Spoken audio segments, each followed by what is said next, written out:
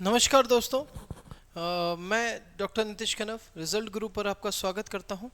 जैसा कि आप देख रहे हैं कि मेरे पीछे एक नोटिफिकेशन लगा हुआ है। ये नोटिफिकेशन अगर आप देखेंगे तो ये NHM का है, नेशनल हेल्थ मिशन के अंतर्गत हमारे नर्सिंग के लिए कुछ वैकेंसीज आउट हुई हैं। ये जो एप्लीकेशन फॉर्म है ये 28/10/2024 सुबह 11 बजे निकल चुका है। इसका जो क्लोजर टाइम है वो 17/11/2024 है।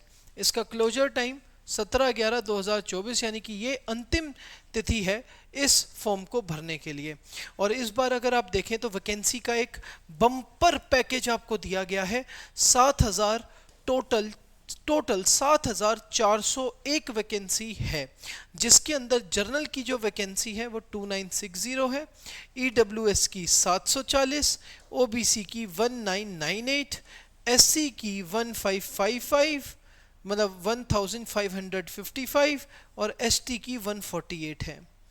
जो हॉरिजॉन्टल रिजर्वेशंस हैं वुमेन की 1480 है, PWD की जो है वो 296 है, एक्स सर्विसमैन की 370 है और डिपेंडेंट ऑफ फ्रीडम फाइटर्स 148 है। तो काफ़ी अच्छी वैकेंसीज आपको दी गई हैं। तो मैं अपनी बच्चियों से यही कहना चाहूँगा कि जल्दी से जल्दी तैयारी में लग जाएं। इसमें मांगा क्या हुआ है एक बारी देख लेते हैं। कैंडिडेट के पास क्या होना चाहिए क्वालिफिकेशन में, वो कहता है क्वालिफिकेशन में होनी चाहिए BSc nursing with integrated curriculum certificate. ठीक है, कम्युनिटी हेल्थ फॉर नर्सेस, ये सर्टिफिकेट उनके पास होना चाहिए। या फिर उनके पास पोस्ट ग्रेजुएशन होनी चाहिए बेसिक BSc नर्सिंग में। ठीक है, एंड ये बात समझ में आई, with course with integrated curriculum certificate of CCHN।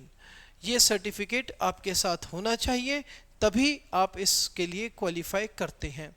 For clarification, the academic year refers for the integration middle health provider MLHP, that is students who have undergone 4th year of BSc nursing or 2nd year post BSc nursing in the 2019 or 20 onwards and pass the course successfully।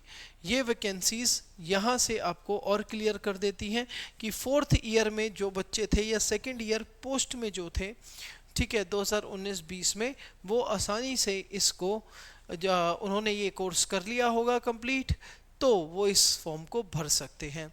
UP के अंतर्गत ये vacancy निकली है। ठीक, अब आप देखेंगे कि इसमें एज लिमिट क्या है। तो एज लिमिट की अगर मैं बात करूं तो इसके अंदर 21 से 40 साल तक के लोग आराम से इस वैकेंसी को भर सकते हैं। तो जो भी मेरी बच्चियां प्राइवेट हॉस्पिटल्स में लगी हुई हैं, ठीक है, वो इस वैकेंसी का बम्पर फ़ायदा उठाएं और फ़ायदा उठाकर जल्दी से जल्दी इसका फॉर्म भरें और रिज़ल्ट गुरु नर्सिंग चैनल पर इसकी तैयारी मेरे साथ शुरू कर दें। अब कहता है कि एज लिमिट की बात करते हैं। 5 साल का OBC का, नॉन क्रीमी लेयर SC/ST का रिलैक्सेशन है। 15 साल का रिलैक्सेशन हो जाता है डिसेबिलिटी कैंडिडेट्स का। 3 साल plus period of service rendered in army और इमरजेंसी कमीशन्ड ऑफिसर्स। ठीक है, एक्स आर्मी पर्सनल अगर हम कहते हैं यूपी वगैरह का अगर वो है तो 3 साल प्लस जो पीरियड ऑफ सर्विस उसने इमरजेंसी के अंदर दिया है गवर्नमेंट को, उसको एग्जम्पशन है। Candidate claiming reservation age relaxation in more than one category will entitled to the only one concession whichever is more beneficial to them। देखिए, अब ऐसा नहीं हो सकता है कि वो एक्स सर्विसमैन है और साथ में वो OBC भी है तो 5 साल और 3 साल 8 साल का रिलैक्सेशन उसको मिले, नहीं। वो कह रहा है ऐसा नहीं होगा। वो कह रहा है कि एज रिलैक्सेशन तब मिलेगा सिर्फ एक ही इन तीनों में से कोई एक कंडीशन को अगर वो फॉलो करता है तो उसी के बिहाफ पर उसको दिया जाएगा। अगर वो 2 भी करता है, मान लो वो 2 भी करता है, वो डिसेबिलिटी भी है, डिसेबल कैंडिडेट भी है और OBC भी है, तो उसको डिसेबिलिटी का दिया जाएगा जो कि उसके लिए ज़्यादा बेनिफिशियल होगा। तो वो एज रिलैक्सेशन व्यक्ति को दिया जाएगा जो उनके लिए ज़्यादा बेनिफिशियल होगा। ठीक है, आई बात समझ में। अब इसकी एप्लीकेशन फ़ी की अगर हम बात करते हैं तो कोई एप्लीकेशन फ़ी नहीं है, निल, कोई पैसा आपको नहीं देना है। ठीक, आई बात समझ में, ये बात समझ में आई। कहता है candidate engaged for COVID management as outsource temporary HR contractual और work with public health facilities. अगर किसी ने कोविड के अंदर काम किया है तो 5 मार्क्स का, who completed 6 months commutative active engagement, उनको 5 मार्क्स का रिलैक्सेशन है। 10 मार्क्स का उनको है जिन्होंने 1 साल काम किया है। 15 मार्क्स का उनको है जिन्होंने 1 साल 6 महीने एक्टिवली एंगेजमेंट किया है। तो 15 मार्क्स की छूट उनको दी जाएगी जिन्होंने कोविड के अंदर काम किया होगा। ठीक है, कहता है मिनिमम क्वालिफाइंग मार्क्स जो होंगे वो यूआर के लिए मात्र 100 में से 33% है, और ओबीसी के लिए 30% है, और एससी एसटी के लिए 24। यानी कि 100 में से 24 नंबर ले आओ, आप पास हो जाओगे। ठीक है, अगर आप एससी एसटी या पीडब्ल्यूडी हो।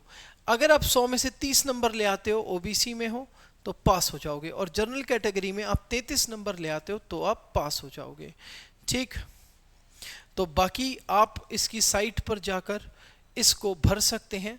ठीक है, आप हमारी रिजल्ट गुरु की साइट पर जाकर भी इस फॉर्म को भर सकते हैं। ठीक है, ये बात समझ में आ गई सभी को। तो अच्छे से कंप्यूटर बेस्ड टेस्ट होगा ये। ठीक है, 2 सेक्शंस होंगे इसके, 2 घंटे का ये टेस्ट है, consisting of 2 sections of total 100 marks. 100 marks का ये पेपर होगा।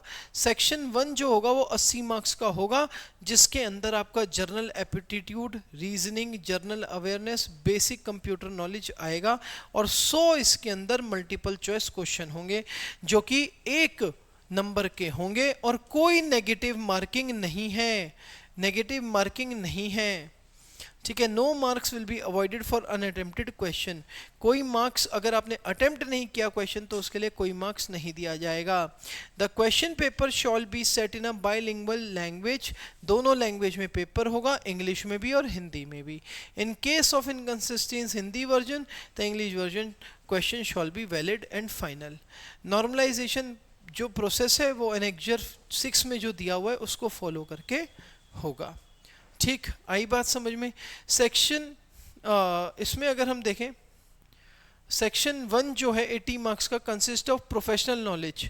80 नंबर का जो पेपर है उसमें प्रोफेशनल नॉलेज आएगी, और 20 मार्क्स वाले में general aptitude, reasoning, general awareness, basic computer knowledge आएगा। ठीक है, 80 नंबर का आपका अपना सब्जेक्ट है नर्सिंग, 20 का नंबर का जनरल एप्टीट्यूड है, रीजनिंग है, जनरल अवेयरनेस है, और बेसिक कंप्यूटर नॉलेज है।